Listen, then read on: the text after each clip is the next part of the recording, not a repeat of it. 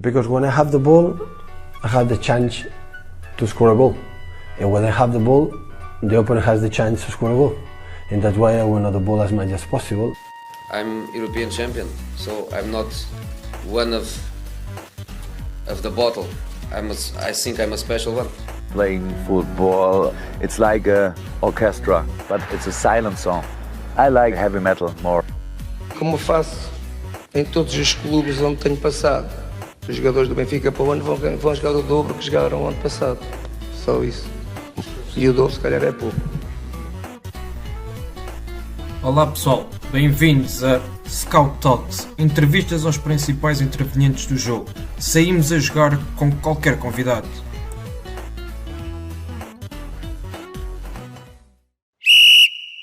Ora viva, estamos de regresso para mais um Scout Talks e o meu convidado de hoje é nada mais, nada menos do que um campeão em título na Liga Revelação, um vencedor também da Taça Revelação. Estou a falar de André Sabino, Team Manager da equipa de Sub-23 do Estoril Praia. André, bem-vindo e obrigado por ter aceitado o nosso convite. Olá André, obrigado eu pelo convite e será um prazer falarmos um bocadinho sobre aquilo que tem sido o meu percurso e também foi esta época do Estoril Praia. Obrigado. Vamos começar então, e no teu percurso estiveste ligado já à área do treino, também à área do scouting e agora à gestão desportiva.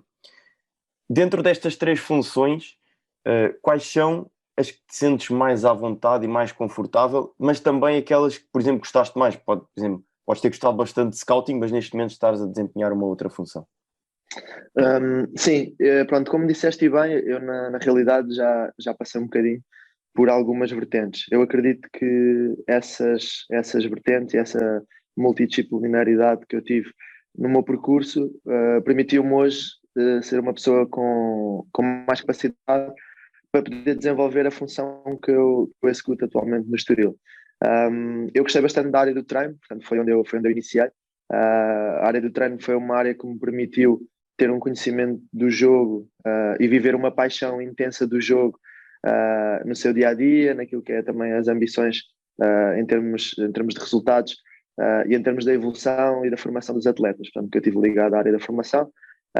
Passei depois para uma área mais de coordenação, quando estive em Angola, no Recreativo da Cala, em que fazia a coordenação, portanto, de 18 municípios, correspondia a cerca de 3.500 atletas em termos de formação, e abracei agora nesta área do dirigismo desportivo, em termos da relação do meu trabalho de team manager. Portanto, eu antes de Estoril tinha estado no Cova da Piedade a fazer a direção desportiva, tanto das equipas da formação, neste caso do Sub-23 ao Sub-19, portanto abrangia 3 equipas, equipa Sub-23, equipa B e equipa Sub-19, e agora no Estoril como team manager, que é uma função que eu gosto.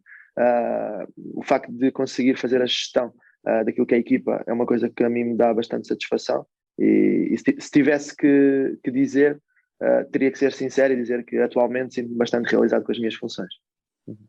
Apesar de seres relativamente jovem, conta já com experiências em vários contextos, mesmo em Portugal, mas também, como falaste bem, a passagem por Angola, e estiveste no Recreativo de Cala como coordenador técnico. Em Angola, quais eram as tuas funções e também como é que olhas, qual é o teu olhar para o futebol angolano? Pronto, eu em Angola, eu fazia como coordenador técnico de toda a área da formação. Portanto, fazia aquilo que era o trabalho de coordenação técnica de treinadores, coordenação, portanto, dos jogadores, em que eu passava basicamente aquilo que era a minha experiência, aquilo que era a minha formação e manual na parte do treino, para desenvolver, portanto, os treinadores locais e fazer, no fundo, tudo aquilo que é o processo de formação, desenvolvimento e de aprendizagem do jovem jogador. Eu, como disse há pouco, eu coordenava 18 municípios, portanto era à volta de 3.500, 400 crianças, 3.500, 4.000 crianças, assim é que é, em que, no fundo, fazia toda a ligação com os escalões, portanto, da área jovem, e tentava desenvolver os atletas dentro daquilo que era a nossa metodologia de trabalho, para que eles um dia tivessem a possibilidade de jogar no patamar principal do clube, que era o patamar da equipa principal.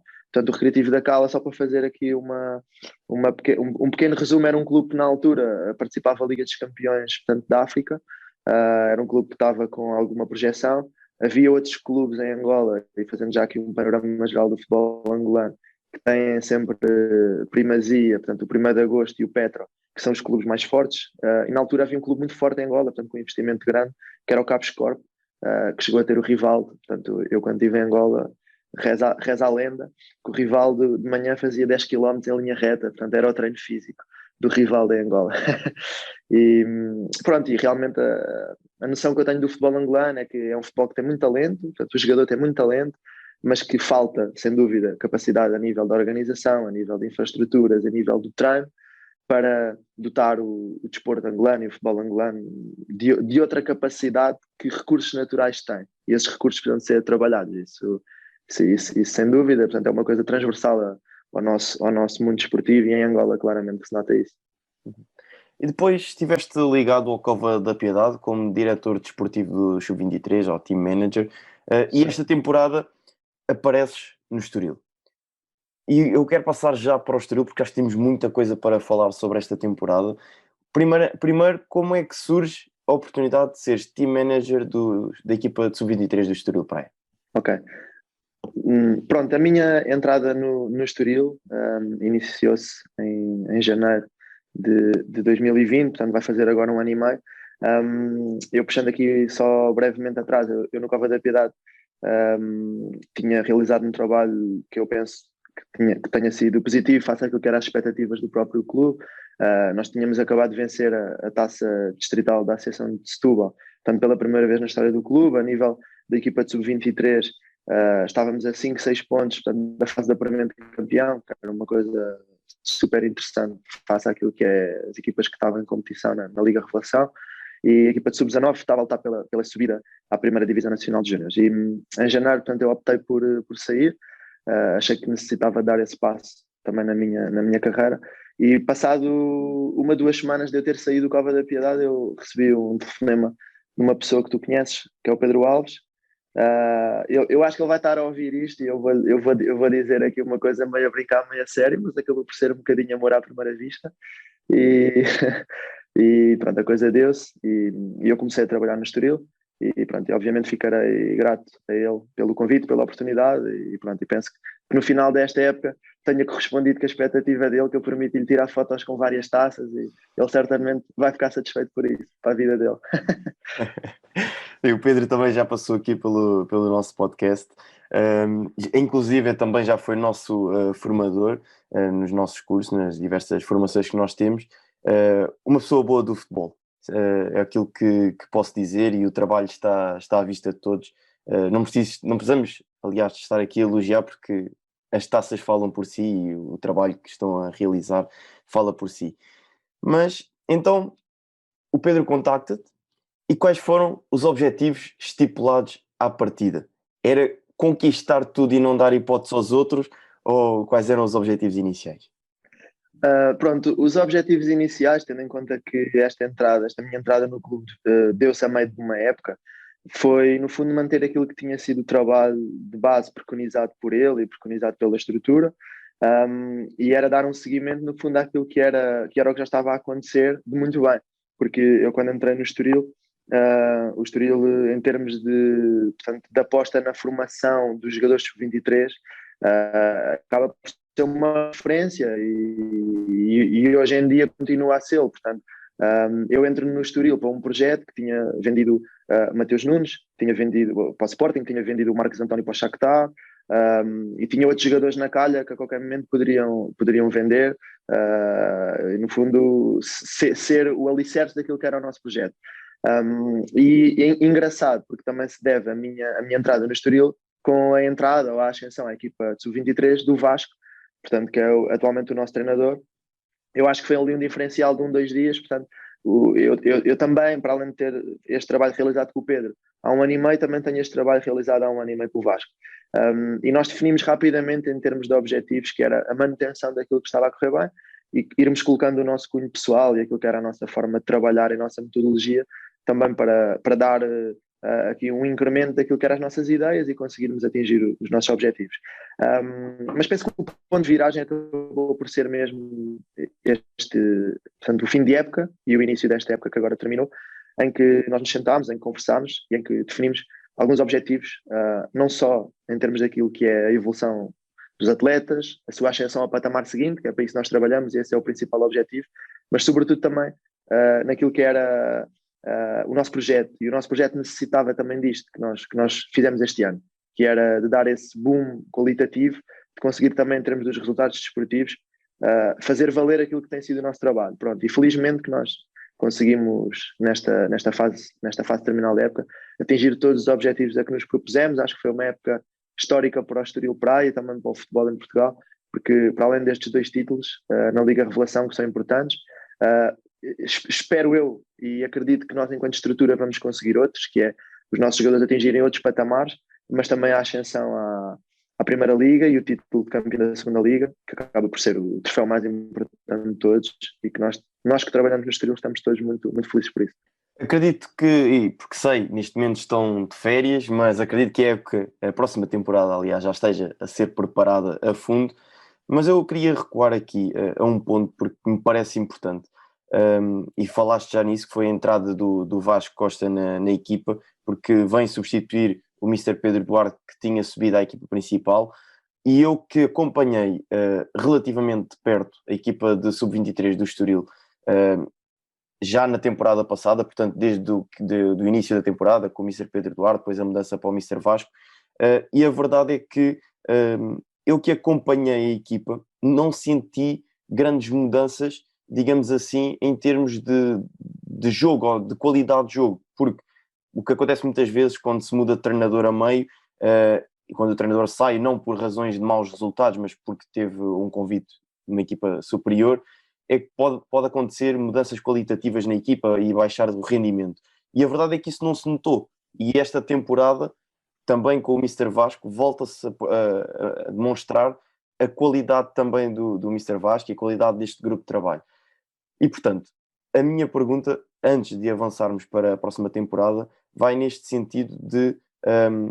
parece que existe continuidade do trabalho dentro de casa, também nos escalões mais jovens, porque o Mr. Vasco vem da equipa de Sub-19, portanto, todos os treinadores no Estoril subiram e a qualidade manteve-se, o nível de qualidade manteve-se. Sim, eu acho que essa análise é uma análise bem feita e puxando aqui um bocadinho a nossa estrutura, eu acho que isso deve-se fundamentalmente àquilo que é o trabalho de várias pessoas dentro da nossa casa, que no fundo criam esses alicerces e que permitem que os treinadores e os jogadores estejam sempre com todas as aptidões para poderem realizar e bem o seu trabalho. Sobre a questão da entrada do Mr. Vasco, eu acho que o Vasco teve uma capacidade muito interessante naquele momento, que foi de perceber o que estava bem feito. E eu acho que quando nós entramos num sítio que as coisas estão a correr bem, tal como aconteceu comigo, acho que nós, para podermos colocar o nosso cunho pessoal nas coisas, primeiro temos que olhar para o que está para trás e dar esse seguimento àquilo que foi o trabalho bem realizado pelo Mr. Pedro Duarte, pela estrutura, pelo Pedro, portanto, por todas as pessoas que no fundo tiveram mão neste processo. E o Vasco fez isso. Portanto, eu lembro-me da primeira conversa que o Vasco teve com os jogadores, e confidenciando aqui um bocadinho, o Vasco, a primeira conversa que teve com os jogadores foi: vocês jogam muito, vocês estão em termos classificativos, estão num patamar de excelência, em termos daquilo que é o jogo jogado, estão a fazer as coisas muito bem, portanto não venho aqui a alterar nada, porque se fizer vai correr mal. Eu venho aqui simplesmente dar seguimento àquilo que é o processo e àquilo que é o projeto do clube. Obviamente que vou colocar as minhas ideias e obviamente que vou colocar aquilo que eu acredito, com algumas nuances específicas do próprio jogo, mas nós vamos ter tempo para isso. Pronto. E acho que isto deu uma mensagem de conforto muito grande aos jogadores, porque, como tu disseste bem, as mudanças técnicas por vezes cria sempre algum desconforto e cria sempre alguma dúvida na cabeça do atleta do que é que vai ser agora, e acho que o Vasco conseguiu, com esta primeira conversa e com esta abordagem muito inteligente da parte dele, conseguiu puxar toda a gente para o seu lado. Este ano, ele, no fundo, com um plantel já construído à imagem dele, e nós vamos ter a oportunidade ao longo desta conversa também de falar como é que tudo isto aconteceu, ele conseguiu realmente colocar ali algumas nuances específicas dentro daquilo que é as ideias dele enquanto treinador, e acho que os resultados estão à vista, a qualidade de jogo da equipa, a qualidade de jogo do processo, a forma como a equipa também cresceu, solidificou as suas ideias e pronto, obviamente que os resultados no final comprovam isso, mas se não tivéssemos ganho, eu acredito que estávamos todos na mesma a elogiar o trabalho que foi feito por ele, pela sua equipa técnica e pelos jogadores. Eu não tenho dúvida nenhuma disso. E acho que isso acaba por ser a maior vitória de um treinador. Vamos então avançar para o Mister Vasco Costa. E, segundo sei, neste momento está num processo de negociação a decorrer com o clube. E eu deixo aqui a promessa de que, assim que for oportuno, o Mister também estará aqui connosco para falarmos com ele. Agora, não tenho dúvidas de que o Vasco corresponde ao vosso perfil de treinador. Mas vamos colocar numa situação hipotética de que o Mister Vasco partiria para um novo projeto, para um novo desafio. Qual era o perfil de treinador que vocês têm delineado e que iriam procurar? Pronto, eu acredito plenamente e acho que isso é uma coisa fechada que o Mister Vasco vai continuar connosco. Acho que é uma coisa que não passa pela cabeça que possa ser diferente. De qualquer forma, o Mister Vasco entrou dentro do nosso projeto da mesma forma como dizes bem, caso haja alguma alteração, porque o futebol acaba por ser o dia-a-dia e obviamente que o Mister Vasco tem abordagens e tem objetivos, apesar de eu, como disse, acredito que sejam consonantes com os nossos, mas o Mister Vasco entra dentro daquilo que é um perfil de treinador e um perfil no fundo, de profissional que nós temos na nossa casa. E nós, em termos daquilo que é o treinador especificamente, nós temos definido alguns atributos ou algumas características que são fundamentais para nós. E o Mister Vasco tem todas elas, que é, no fundo, ser um treinador jovem, um treinador ambicioso, um treinador metódico, um treinador organizado, que saiba ter uma boa liderança com os atletas, que acima de tudo consiga integrar-se dentro dos valores da nossa estrutura, que consiga perceber as dinâmicas daquilo que é o nosso projeto, que consiga fazer a ligação entre todos os departamentos e entender que nós, enquanto estrutura, que damos muito valor àquilo que é o trabalho que fazemos, e o treinador tem que enquadrar-se dentro daquilo que é as nossas ideias, e o Vasco tem feito isso de forma exemplar. Ele tem sido um treinador de projeto, muitas vezes falamos sobre os projetos ou a ausência deles, e eu acredito que o Vasco enquadrou-se perfeitamente no nosso projeto e é uma peça importante do nosso projeto. Nós temos uma liderança aberta com o treinador, posso-te confidenciar, nós não dizemos ao Vasco, olha Vasco, nós queremos ir por aqui, nós dizemos ao Vasco, olha, nós gostávamos de ir por aqui, é esta a nossa ideia, reveste, o que é que alteravas, de que forma é que achas que a gente pode atingir este objetivo e no fundo junta com o Pedro, que acaba por ser a cabeça de toda esta nossa organização, nós criamos formas de atingir os nossos objetivos, pronto. E o Vasco enquadra-se dentro daquilo que é as nossas ideias e acredito que vai continuar connosco, isso para mim está fechado. Temos aqui a revelação em primeira mão, ainda não tinha essa revelação, portanto, de que o Mister iria continuar, sabia que estavam, enfim, a tratar desse processo e que havia vontade de ambas as partes, mas partindo então para a tua chegada e falando um pouco de ti, quando chegas ao Estoril Praia, um clube com uma cultura e exigência muito própria, o conhecido Mágico Estoril, como é que foi para ti esse desafio e quais foram as maiores dificuldades que sentiste, mas também as maiores aprendizagens que já conseguiste retirar deste ano e meio de trabalho no Estoril? Olha, realmente foi entrar num comboio em andamento. Eu acho que qualquer pessoa que tenha a felicidade de entrar na estrutura do Estoril sente que entrou num clube grande. O Estoril, hoje em dia, pelas condições que oferece e pela estrutura de trabalho que tem, portanto, pelas pessoas que tem, porque as estruturas fazem-se de pessoas, e seria injusto para mim nomear qualquer uma delas, porque eu me estaria sempre a esquecer de alguém importante. Mas quando falo de estrutura, falo de todas as pessoas envolvidas no processo, desde a pessoa que está na recepção, que nos diz bom dia, que trata de qualquer coisa que nós necessitamos, até à cabeça de tudo isto, como eu já disse há pouco, que acaba por ser o Pedro, juntamente com o nosso diretor-geral, o Guilherme, o nosso presidente. Portanto, todas estas pessoas são essenciais no nosso processo. E eu senti realmente a entrada num comboio em andamento, Eu vinha de um contexto, portanto, também num clube profissional, que até em termos competitivos estava no mesmo patamar do Estoril, onde aprendi muito, e eu estarei sempre grato a todos os clubes onde estive, e ao Cova da Piedade especificamente, pelo facto também de ter-me dado a oportunidade de ter crescido, de ter aprendido. E ali no Estoril realmente eu senti uma coisa diferente, que foi, eu cheguei a um clube grande, acho que as pessoas trabalham muito bem, trabalham com muita paixão, trabalham como uma família, que acaba por ser um dos principais segredos de todos estes sucessos que nós temos conseguido. E sem dúvida que a parte mais difícil, inicialmente, foi ter absorvido tudo aquilo que é o ADN do clube, aquilo que é as ideias de toda a gente, para realmente conseguir enquadrar-me dentro daquilo que era uma filosofia de clube diferente daquela que eu estava habituado. Pronto, depois disso, eu penso que acabou por ser um trabalho, digamos que fácil, no sentido em que quando tu casas as tuas ideias com as ideias de alguém que está ao teu lado ou por cima de ti, faz com que tudo aconteça de forma natural. E pronto, eu já falámos aqui sobre o Pedro. O Pedro é uma pessoa que tem ideias muito próximas das minhas. Nós temos uma capacidade às vezes de olhar um para o outro e de saber o que é que cada um pensa. É engraçado porque nós às vezes temos reuniões ou às vezes temos debates, e ele olha para mim e eu já sei o que é que ele vai dizer ou o que é que ele vai pensar e vice-versa. E nós acabamos por, no fundo, fazer esta ligação muito boa com os jogadores, com os treinadores, com toda a estrutura, que nos permite, no fundo, dar seguimento àquilo que é o nosso processo.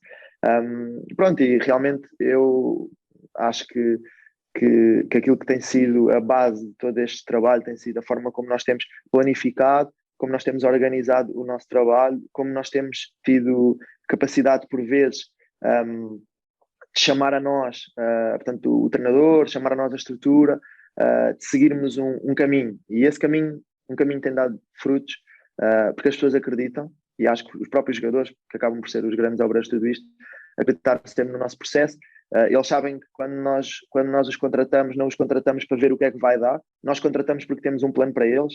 Nós definimos metas, nós definimos objetivos, nós temos um plano para cada jogador que entra no Estoril Praia, e isso guia o nosso trabalho, guia o trabalho também dos treinadores, e guia o processo de toda a estrutura, para que nada aconteça por acaso. Portanto, nós acreditamos que a casualidade, obviamente que o futebol é o momento, e obviamente que a bola bate no poste e entra e correu tudo bem, grande trabalho, bate no poste e sai, se calhar vocês deviam ter feito de forma diferente, mas nós acreditamos que, solidificando os nossos processos, nós acreditamos que estaremos mais próximos do sucesso, e acreditamos que vamos eliminar aquela aleatoriedade e fazer as coisas mais dentro do nosso controle.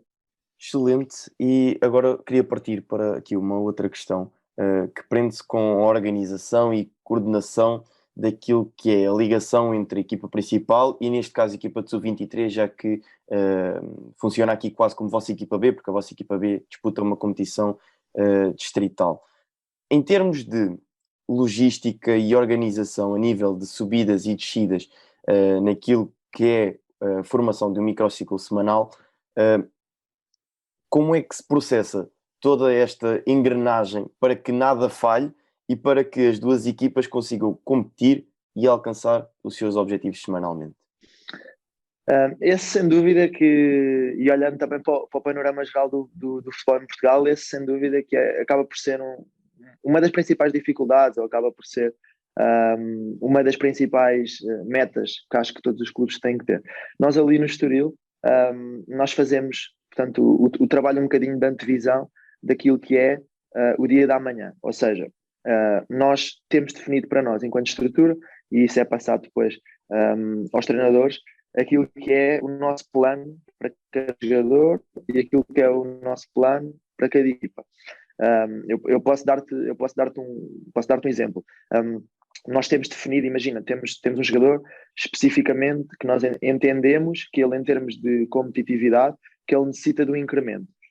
Nós não temos a possibilidade de ter uma equipa a competir num patamar superior ao contexto sub-23, ou seja, num patamar intermédio entre o sub-23 e a equipa principal. Nós não tendo essa possibilidade, nós temos que encontrar estratégias dentro de casa para conseguirmos, no fundo, dar esse incremento em termos de competitividade ao atleta. E o que nós fazemos é, nós definimos, este jogador já está num patamar de excelência, nós precisamos de aumentar o seu índice competitivo. E nós tentamos, em termos de treino, em termos daquilo que é o crescimento do jogador, colocá-lo próximo desse patamar. E então o que é que fazemos? Nós definimos junto, portanto, da equipa técnica, da equipa principal e junto daquilo que é a nossa estrutura, esse espaço para que o atleta possa ir à equipa principal treinar de forma regular, possa ser observado por cima, possa aumentar a sua competitividade em treino, para que consiga estar mais perto e mais próximo desse patamar que nós entendemos que é o patamar que nós queremos. E depois, em termos da gestão aqui de jogo, e no fundo que acaba por ser aqui a grande questão das pessoas, é como é que isto se processa. E eu, no fundo, acaba por ser o meu terceiro ano na Liga Revelação, e foi o ano em que eu senti que melhor trabalhámos esta questão das subidas e descidas de jogadores. Porque a linha é muito ténue entre a equipa de sub-23 ser uma equipa de crescimento e valorização do jogador ou ser uma equipa de reservas da equipa principal. A linha é muito curta.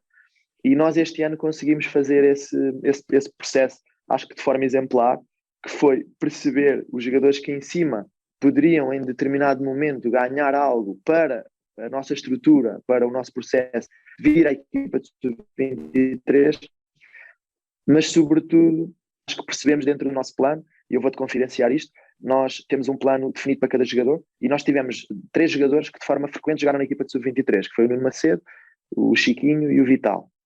Portanto, eram atletas que treinavam na equipa principal, mas que dentro do seu plano havia lá um asterisco que dizia: sempre que não estiverem em condições de jogar na equipa principal ou sempre que não estiverem dentro do plano da equipa principal em jogo, eles irão baixar aos sub-23 porque estão dentro do nosso patamar, daquilo que nós acreditamos ser o desenvolvimento dos sub-23, para que eles possam vir abaixo, treinar com a equipa, e aqui o Mr. Vasco vai ouvir isto e vai agradecer pelo facto de eles terem treinado sempre antes de jogar com a equipa, porque enquadraram-se dentro daquilo que era o processo de treino, o processo de jogo, a estratégia para cada jogo, e os jogadores, no fundo, faziam esse trajeto, era uma coisa já normal, portanto isto já era uma coisa automática. Nós não tínhamos que falar semanalmente se valia a pena ou se fazia sentido os jogadores jogar ou não jogar. Não, isto era uma coisa assumida por todos, portanto toda a estrutura sabia disto.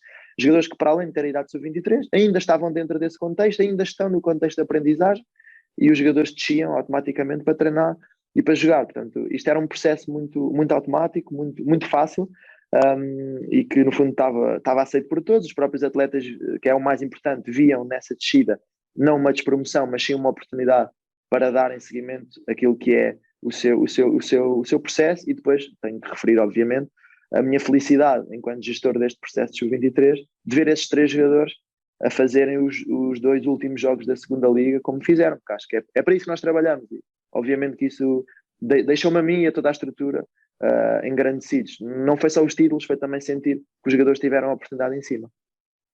E temos falado aqui ao longo da nossa conversa no nome forte no Estoril Praia, Pedro Alves, ele que posso dizer que seja a cabeça daquilo que é o departamento de scouting do Estoril, um departamento só por ele bem estruturado, e já tivemos aqui a oportunidade também de falar com o Pedro, mas em termos de departamento de scouting, qual foi o papel que esta área do clube teve na constituição da equipa de sub-23? E já lançando também aqui outra questão, se tem scouts específicos para este contexto. Sei que o Pedro tem uma equipa de scouting a trabalhar com ele, mas existe algum scout alocado apenas e só à equipa de sub-23? Pronto, realmente como referes, eu acho que as coisas têm que ser ditas.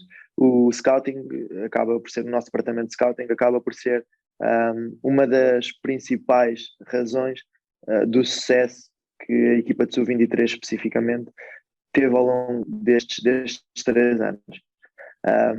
É um trabalho muito duro, pronto, e acredito que muitas das pessoas que nos vão estar a ouvir têm um carinho especial por esta área e sabem o quão duro é o trabalho de scout, o trabalho de avaliar jogadores, às vezes em condições péssimas, às vezes sem capacidade de conseguir ver um jogo ao vivo, às vezes a ter que tomar uma decisão ou a ter que dar um feedback de decisão num contexto que é altamente desfavorável, e no fundo aquele stress que vai existir sempre, que é ver se dá, se não dá, se aquilo que eu achei vai correr bem, se aquilo que eu previ realmente vai dar certo.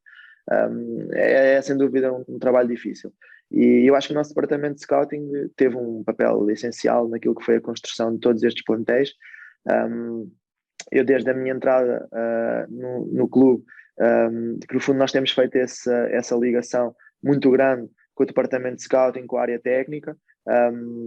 Eu posso dizer que nós, na construção do plantel deste ano, deste ano campeão, nós trabalhámos no tempo da pandemia, fechados em casa, na construção deste plantel, em que o departamento de scouting fez 500 relatórios de jogadores, a equipa técnica fez outros 500, o Pedro referenciou outros 500, eu falei sobre outros 500, e nós conseguimos, no fundo, em todas estas pessoas intervenientes no processo, nós conseguimos fazer uma triagem e conseguimos fazer uma junção daquilo que era o jogador com ADN Estoril. Pronto. Eu acho que não tem mal dizer, o Pedro já aqui falou, nós criamos equipas sombra em que temos 5, 6 jogadores por posição, em que todos esses jogadores são escrutinados por nós ao máximo, tanto o scouting como a direção desportiva como os treinadores, em que depois, dentro daquilo que é a avaliação que fazemos, tentamos acertar e tentamos chegar mais perto daquilo que é o jogador que nós pretendemos.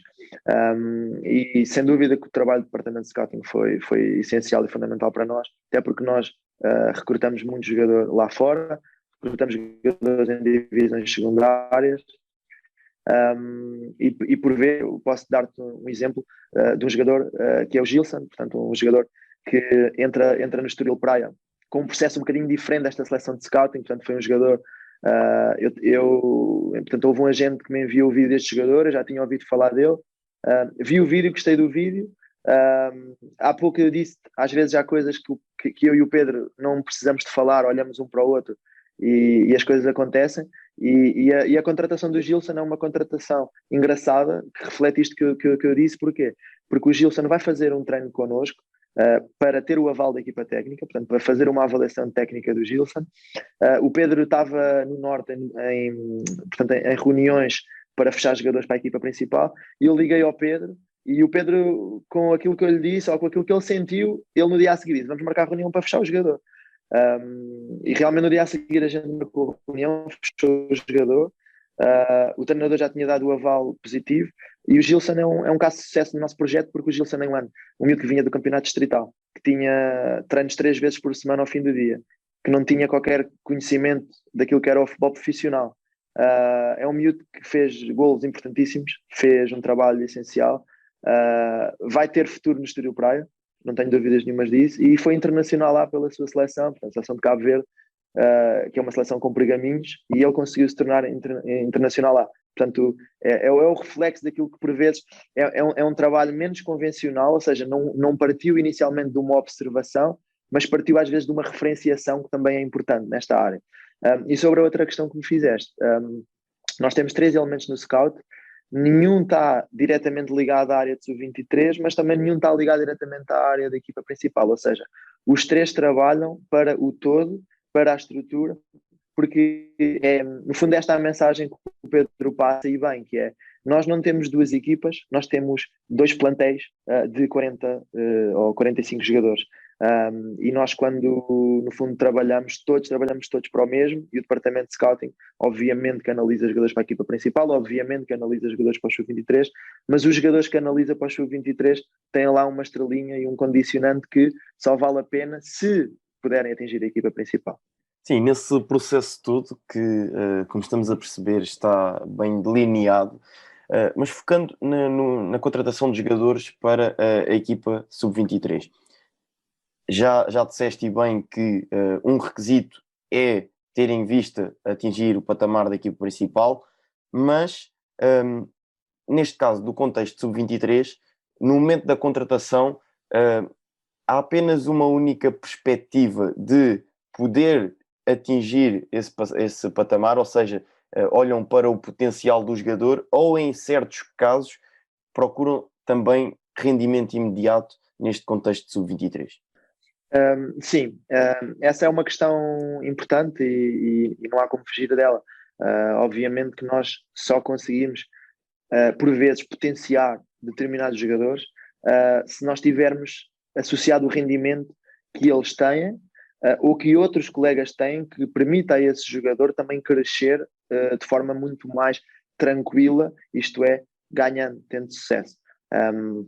Obviamente que nós gostávamos de ter 11 jogadores no 11 titular, mais 10 no plantel, que pudessem atingir o patamar da equipa principal. Nós sabemos que isso não é possível, e sabemos que por vezes temos que tomar algumas decisões de ter alguns jogadores que quem olha de fora pode pensar, ok, este atleta já necessita de outro patamar, mas nós entendemos dentro daquilo que é portanto, a nossa filosofia, que podemos ter ali 2, 3 jogadores que mesmo não tendo essa previsão a curto prazo de atingir o patamar da equipa principal, mas que dão esse rendimento e que dão essa estabilidade no fundo à equipa para permitir que outros jovens possam crescer e possam se desenvolver de uma forma muito mais tranquila, sem a expectativa de terem que ser eles a resolver. Porque eu penso que isso por vezes é uma coisa que atrapalha o crescimento do jovem, ou que se torna uma barreira para o crescimento de alguns jovens,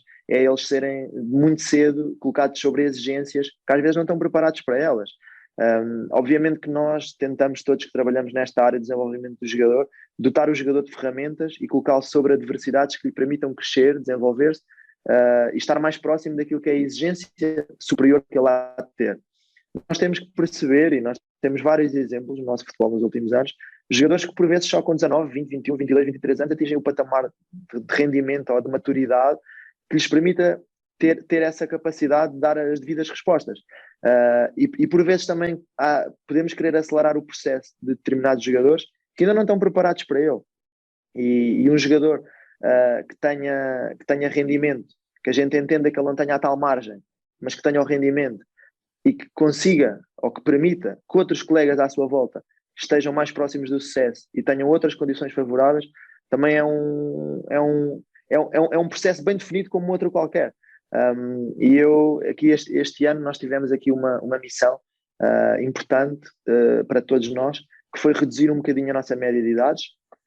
Nós tentámos ter uma base de jogadores séniores de primeiro ano, séniores de segundo ano, portanto foram poucos os jogadores que fugiram disto, tivemos alguns, lá está, por uma área importante do nosso projeto, que é ter o jogador o mais próximo possível de atingir a equipa principal, e nós sabemos que um jogador júnior de segundo ano, sénior de primeiro ano, está perto desse patamar, mas um jogador um ano acima, se calhar tem uma maturidade maior que lhe permita estar mais próximo desse patamar. Agora, nós este ano entendemos que o rendimento esportivo iria ser importante, conseguimos ganhar, é verdade, mas fico muito contente de ver o jogo da final da Taça, por exemplo, em que terminámos com 2 júniores, em que tínhamos um júnior de primeiro ano no banco, em que tínhamos 5 jogadores a jogar séniores de primeiro ano, e acreditamos que temos esse espaço, mas que também permitimos que esse rendimento que nós pretendemos e que nós incrementamos na equipa fez com que esses jogadores também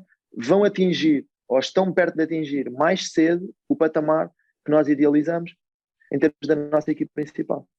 E com esta subida agora recente à Primeira Liga, mas perspectivando já aqui o futuro, acreditas que irão existir alterações também na vossa forma de recrutar os jogadores para esta equipa de Sub-23, até porque o contexto vai ser diferente, o contexto de Segunda Liga e de Primeira Liga vai ser distinto, e porque obviamente também o vosso objetivo é manter a equipa do Estoril Praia na Primeira Liga, portanto também começar a trabalhar a equipa de Sub-23 para chegar não só à Segunda Liga, mas neste caso chegar à Primeira Liga.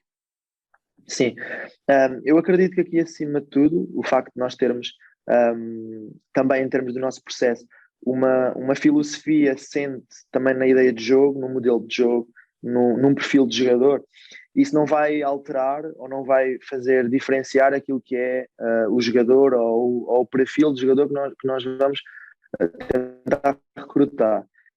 Não vai alterar, porque por vezes, e isto acontece, há equipas que jogam à grande na segunda liga para a subida e que na primeira liga, obviamente que têm que se adaptar, obviamente que isto não... Ou seja, obviamente que o nosso treinador, o Bruno, vai ter que se adaptar àquilo que é um contexto diferente, mas ele vai certamente manter o seu perfil de jogo, a sua ideia de jogo, aquilo que ele acredita. E como tal, acredito que não vai haver diferenças no perfil de jogador. Nós não vamos procurar um médio defensivo que seja mais forte sem bola do que com bola. Nós vamos continuar a procurar um médio defensivo que seja forte com bola. E isso vai fazer com que nós, em termos do perfil de jogador para o Sub-23, iremos estar muito próximos daquilo que foi o que aconteceu neste processo. Agora, acredito obviamente que o facto de estarmos na Primeira Liga vai-nos dar outra monta, outra montra, outra projeção e que nos vai permitir ter outro tipo de jogador também em termos de qualidade que a gente possa recrutar. Isso não tenho nenhuma dúvida, porque pronto, como sabes, por vezes é difícil convencer um jogador. Vens para a segunda liga, até é para uma equipa de sub-23, mas neste momento eu penso que esse processo também acaba por ser mais fácil. Obviamente que as pessoas veem o trabalho que fazemos e viram o que nós fizemos este ano. Nós queremos dar seguimento, queremos mais, não queremos ficar só por aqui, e como tal iremos ter essa missão de dar seguimento e de incrementar também a qualidade do jogador que nós vamos querer recrutar. E acredito que o plantel da equipa principal ainda esteja longe de estar fechado, mas da atual equipa que venceu a Liga Revelação e a Taça Revelação, quantos jogadores poderemos ver na próxima temporada a jogar na equipa principal do Estoril, ou pelo menos a fazer parte do plantel da equipa principal? Realmente é uma pergunta que acaba por ser uma missão para nós. Obviamente que eu costumo dizer isto, às vezes as pessoas olham e dizem assim, dizes isso porque ganhaste, mas não é verdade. Obviamente que nós ganhámos e ficámos felizes por isso, mas a nossa maior vitória e aquilo que é a nossa meta final, digamos assim, é o jogador atingir o patamar da equipa principal. Esse tem que ser o nosso dia-a-dia, esse tem que ser a nossa missão, e esse tem que ser o nosso projeto, tem que ser esse. E eu acredito que pelo menos na pré-temporada que nós iremos ter algumas das caras desta equipa do Estoril de Sub-23. Acredito que nós vamos ter a capacidade de os ver nesse patamar. Acredito que vamos ter a capacidade de os colocar próximos daquilo que é a exigência e todo este trabalho que foi feito este ano foi para os colocar próximo desse patamar de exigência, deles conseguirem solidificar na nossa equipa principal e de conseguirem ter o seu espaço na equipa principal. Sabemos que é difícil, sabemos que a equipa principal este ano, com o ano que fez, a incrível época que fez, era difícil ter mais jogadores jovens a jogar na equipa principal, e quando eu digo jovens digo sub-23, porque a nossa equipa principal tem uma média de idades de 24 anos, portanto isto é uma coisa fantástica dentro daquilo que é o nosso panorama do futebol em Portugal. Mas acredito que nós vamos ter alguns jogadores de sub-23 na próxima época a ter a oportunidade de se mostrarem e a terem a oportunidade de ficarem na nossa equipa principal e de mostrarem na Primeira Liga, mais uma vez, que a competição de sub-23 e os jogadores sub-23, os jogadores jovens em Portugal, têm muito talento e por vezes precisam apenas daquele espaço, daquela coragem para que eles possam mostrar aquilo que é o seu futebol. E nós temos um exemplo muito bom este ano em Portugal, que é o Sporting. Eu olho para a equipa do Sporting deste ano, que foi campeão nacional, e eu vejo vários jogadores que no fundo acompanharam o meu processo de sub-23 na Liga Revelação, e acho que o Rubén Amorim fez um trabalho fantástico. Portanto é um treinador brilhante e conseguiu no fundo dar esse espaço aos jovens, e os jovens não os desiludiram, e por vezes acredito que o jovem jogador precisa apenas desse espaço, precisa apenas dessa aposta e dessa oportunidade, porque quando a tiver, depois o caminho o jovem vai fazê-lo, porque tem a qualidade para isso. E para terminar, queria-te deixar aqui a questão para ti, que é: quais são os teus objetivos dentro da área da gestão desportiva, ou se quiseres abranger um pouco mais dentro do futebol, a curto e médio prazo? Portanto, onde é que, por exemplo, daqui a 5 anos poderemos ver o André? Obviamente que eu considero uma pessoa ambiciosa, tenho as minhas metas, tenho os meus objetivos de carreira. Eu atualmente sinto-me muito feliz no sítio onde estou. Eu vou continuar mais uma temporada no Estoril Praia. Pronto, também eu posso confidenciar aqui hoje também para vocês, porque acredito sobretudo no projeto, acredito nas ideias das pessoas. Não te escondo que tive algumas abordagens, mas acho que não podia virar a cara e não podia fazer diferente daquilo que tem sido o processo e o caminho que nós temos seguido aqui no clube. Obviamente que eu ambiciono mais, obviamente que eu tenha, como todos nós estamos ligados à área do futebol, que pretendemos atingir outros patamares, pretendemos atingir patamares de excelência, pretendemos atingir o topo, mas acho que o mais importante aqui é nós sermos ambiciosos de forma calculista, perceber que os passos são dados um de cada vez. Isto é quase uma frase clichê, mas no futebol é mesmo isto. Obviamente que há oportunidades que nós não podemos virar a cara, nem podemos dizer que não, mas também há locais, sítios, pessoas, projetos que nós também não podemos dizer que não, e sem dúvida que o Estoril é um deles. Eu gostava de crescer no Estoril da mesma forma como gostava que o Estoril crescesse comigo. Acho que isto tem sido uma simbiose de trabalho muito interessante, porque eu acredito que eu tenho acrescentado coisas ao clube como o clube me acrescentou coisas a mim, e o futuro a Deus pertence, é assim mesmo. Não te consigo dizer o local onde queria estar, mas sei onde quero estar, sei que vou lá chegar, e se for no Estoril e se for com o Estoril a acompanhar, melhor ainda. E é assim que fechamos mais uma edição do Scott Talks, fechamos assim com chave de ouro. André, muito obrigado por este magnífico conteúdo. Isto quase que merecia ser prémio, porque teve aqui tanto suminho e esta conversa foi tão boa que as pessoas deviam pagar por isto. André, muito obrigado por ter aceitado o convite e por este momento aqui fantástico. Olha, obrigado eu. Foi um prazer podermos falar sobre aquilo que eu mais gosto e, no fundo, aquilo que é a nossa paixão, que é o futebol. E agradeço e também aproveito para dar os parabéns pelo vosso trabalho.